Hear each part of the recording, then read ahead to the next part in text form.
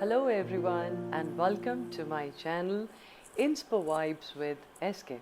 Thank you so much for clicking to watch this video.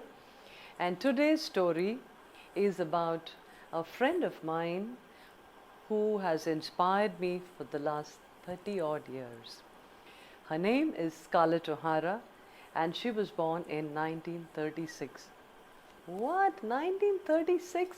How is that possible, you would say? Well, yes, it is possible because she was created by Margaret Mitchell when she wrote this book, Gone with the Wind, which released for the first time in 1936. I read this book about 30 years ago when I was in, I think, just finishing high school. And I loved this character and I could relate to her so well, and over the years she's remained my friend. I must have read this book more than a dozen times, and each time she doesn't cease to amaze me. Her strength, her positivity, everything about her is so awesome. So I thought, why not share this beautiful friend of mine with all of you, and let me tell you her story. So Scarlett O'Hara was born in the 1800s, late 1800s, in old countryside of Georgia in the US, in a huge plantation, very rich family, always brought up with a lot of servants inside the house and on the plantation, never having to lift a finger, and the only work that she had to do was look good. Take care of herself, look good, and throw all kinds of tantrums with men around.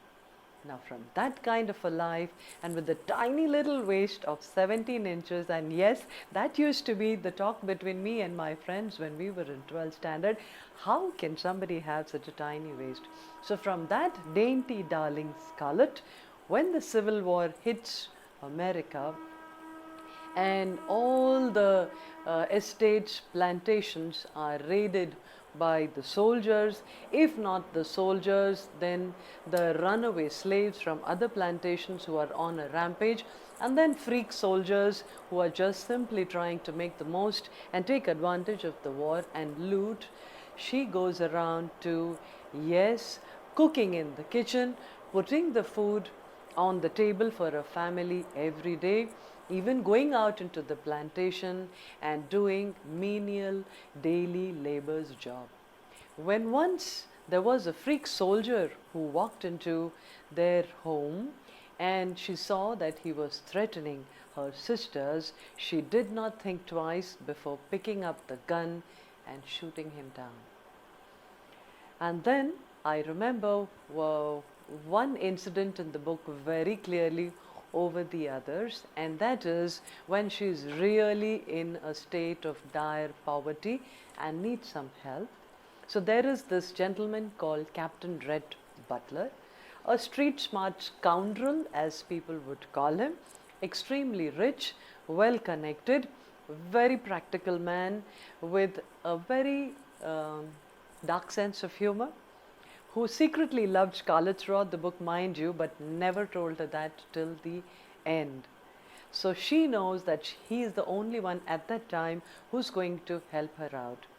So in spite of all her poverty, she puts on her best dress, and before she steps into his room, she pinches her cheeks to bring out the color because she didn't have any blusher.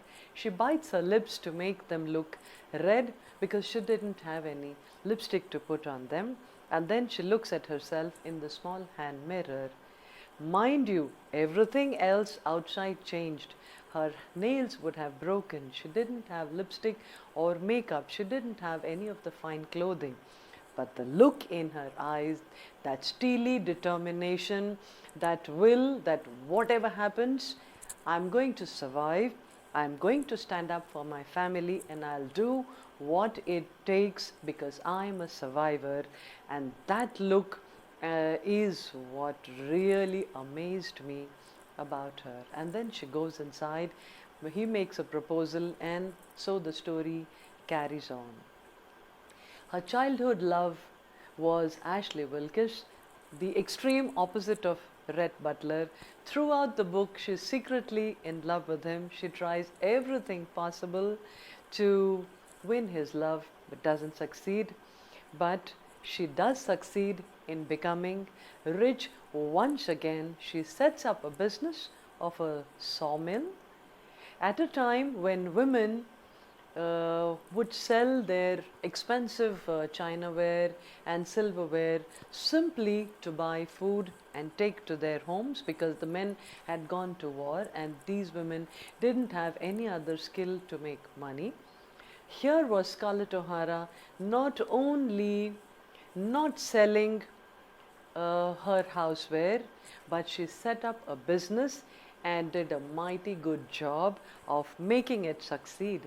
So she won the jealousy of all the men, and she won the disgust of all the women who found it so unwomanly for a woman to wear the pants and run a business and do a mighty good job of it. So I remember that conversation she has with Red Butler, where she's not able to understand why do men and women behave towards her the way they do. While she's not asking them for anything, she's not troubling, she's not going out and judging them. All she's doing is a good, honest, hard work so that she can take care of her family, because that's the way she's designed to. And Red Butler simply smiles and says, you know what? All of these people are faced with two choices in these times of war. In order to survive, either they can hold on to their past life, past glory, and look at the current situation, as if it doesn't exist, and survive on the sympathy and pity and have a circle of friends. Or they can put the past behind them and say, today, this is it, this is the reality, and I need to make the most of it so they can get on to making money. So Scarlet, since you have chosen to make money and make money like a businesswoman, and that's why these people react to you the way they do. I'm sure Scarlet doesn't understand that, because in her dictionary this word does not exist, pity. Her dictionary is only and only filled with words like hard work, determination, survival, taking care, responsibilities. And the most favorite dialogue of hers in that entire book that stays with me, and I use it so often myself, when she's overwhelmed by circumstances, when things get too sticky and difficult, and she's not able to see the way forward or figure out a solution, oh, she will just park it for the next day and say, I'll think about it tomorrow. I'll sleep over it now. Tomorrow is another day. Tomorrow will bring in more possibilities. Tomorrow, I'm sure I'll find a way to solve this problem, and I'll talk about it tomorrow. And that's how she goes back to sleep and gets rejuvenated the next morning, energized to once again deal with the vagaries of life. So to all my friends, this is Scarlett O'Hara for you, who has inspired not just me but millions of people across the world over the decades, and she continues to do so. And thank you so much for watching my channel. If you liked my story, don't forget to like, to share, and to subscribe to my channel. Till we meet again next Wednesday with another story, take care, be safe, bye bye.